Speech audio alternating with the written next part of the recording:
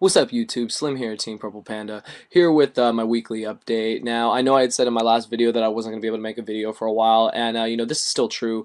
I'm going back to school tomorrow. This time tomorrow, I'll actually be in class. So I decided for everybody, since I've been getting a lot of views and a lot of requests, that I would make one last update this time, so that the next update will probably be sometime next week or by the end of this week. So this will answer everyone's questions, and then once I clear my inbox, everyone can start sending me new stuff, and that will be for the next update.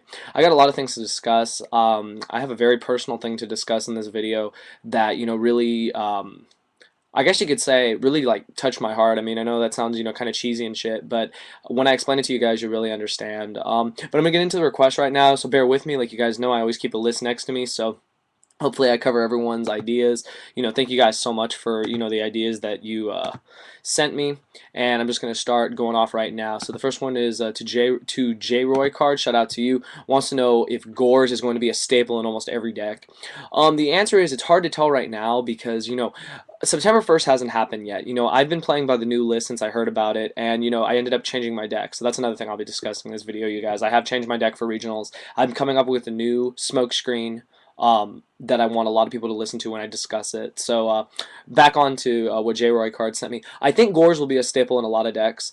Some decks won't be able to run it though because as much as you want to fear Heavy Storm, I know people will be maining Starlight Road, so they will still be setting a lot of back row. So Gores may end up being useless in some decks. However, I do see it in the majority of decks these days. Definitely, probably in zombies or just different decks that can rely on having a big beater like that. Monarchs, pretty much everything. X Sabers, Gravekeepers never ran it. They'll probably still not run it.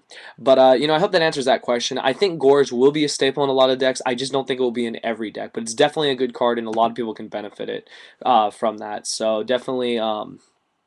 That and Tragody at 2 will also be a more seen staple since Lightsworn like to protect themselves before they summon JD. So I definitely see them running Gores and 2 Tragodias. So I hope that answers that question. So shout out to you for that.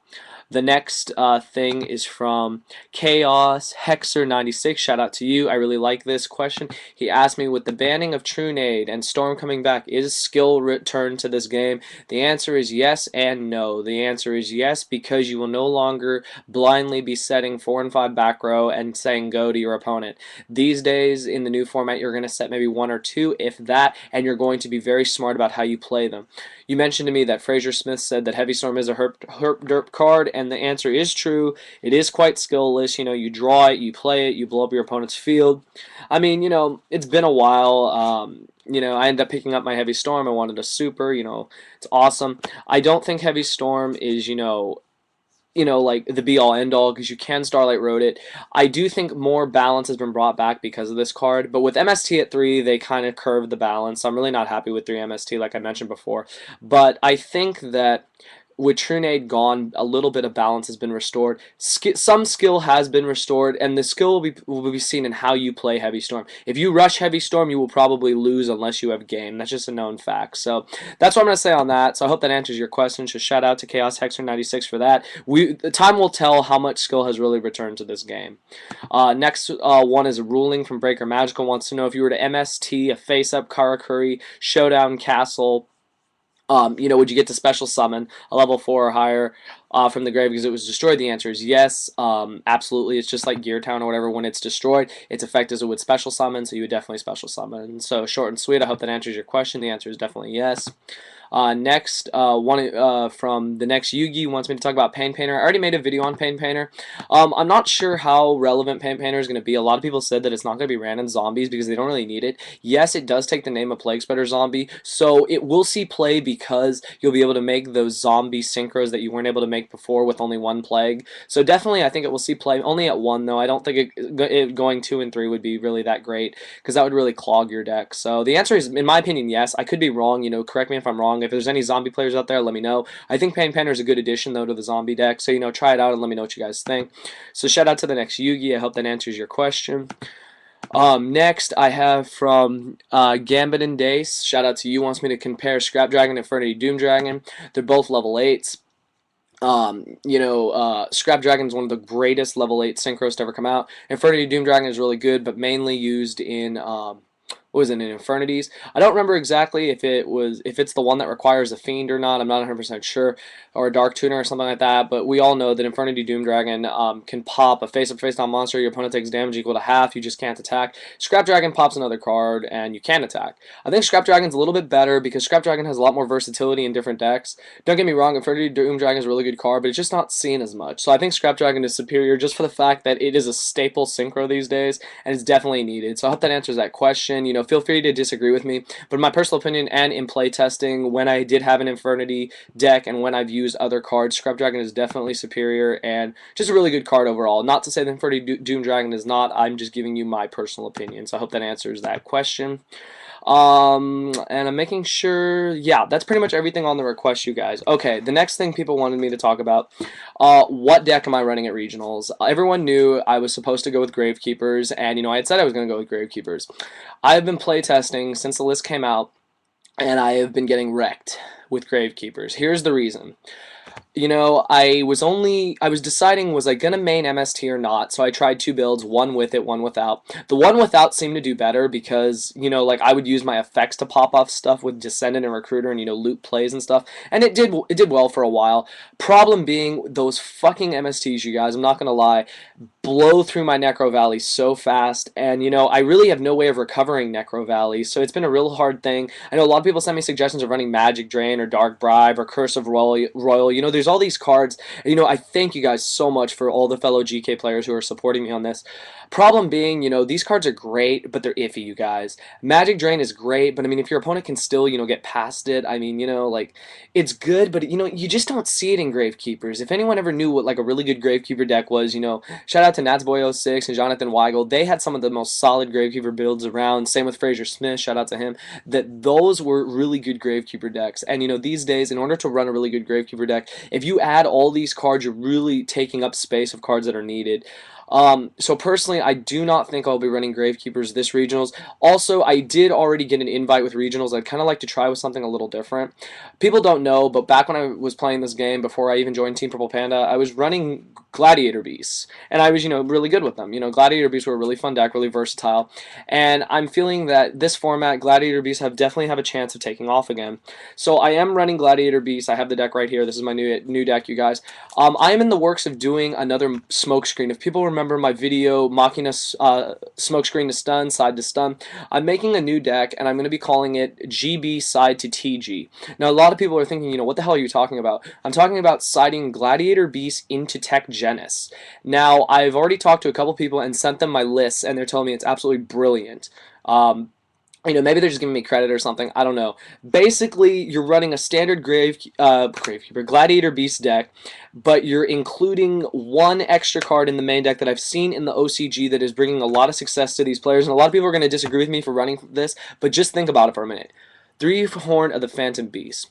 Your targets, I know, are only 2 Lucario and only 2 Darius in this build. However, when this card works, it goes off in a big way. Your Lucario can go up, if it's tagged out, it can go up to 2,900, which is amazing, and you draw a card when you destroy a monster. Darius can go up to 25, which is also amazing, and you draw a card. These cards alone make the deck extremely powerful and even more consistent with a card that equips and lets you draw. Plus, it increases the attack. Really good for Gladiator Beast.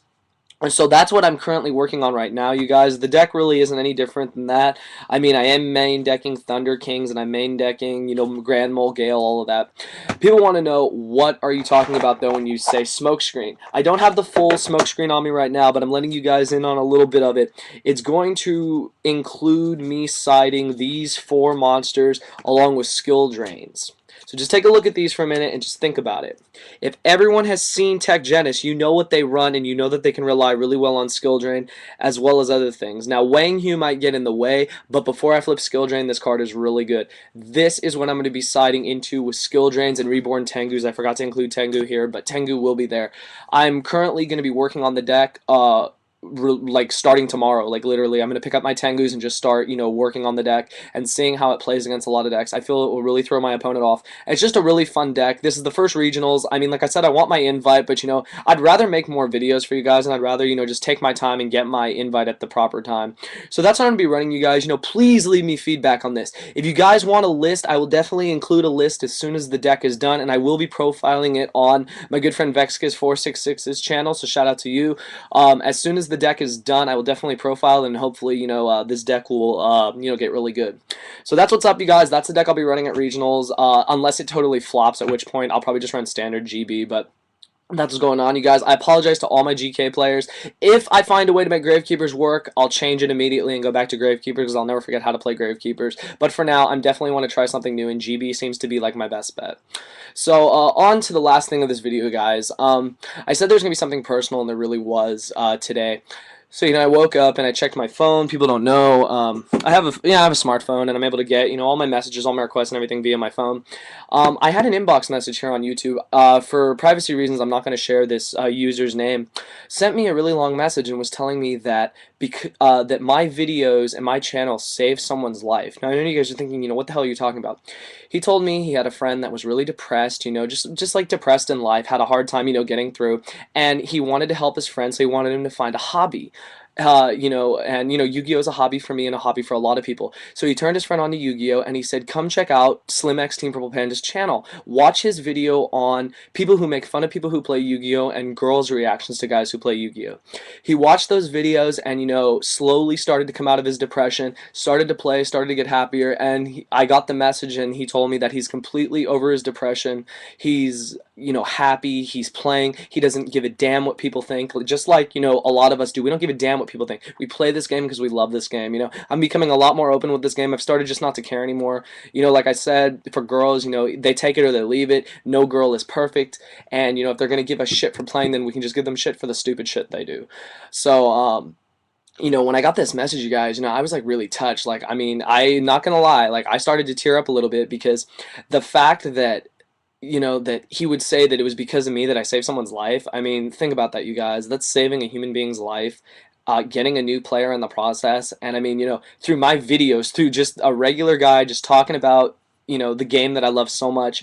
And, it really, got to me that, this channel has become so much more now than what I thought it would be less than 2 months ago, you guys. It hasn't even been 2 months. In a couple days, it'll be 2 months. We're almost at 600 subs. I'm really, really happy. And I can't tell you guys how much, every single subscriber means to me.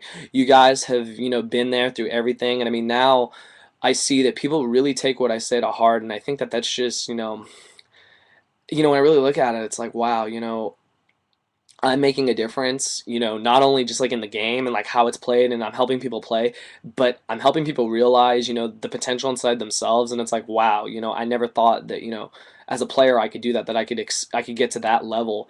And I mean, this just really, stuck with me that, that this channel is just going to go on forever, because I mean, as long as that I have content to talk about or something to talk about, I'll address it. And I mean, now I know that it gets through to people. I mean, I was sure it got through to people, but I never would have thought that on this level. And it really, I mean, I can't even like tell you guys how much it really just like just like shocked me that he would say that because of you, Slim, you say this, you saved my friend's life. And I'm like, oh my God, like, wow, like you think about that and you think when people are depressed, it can lead to suicide, it can lead to some crazy shit.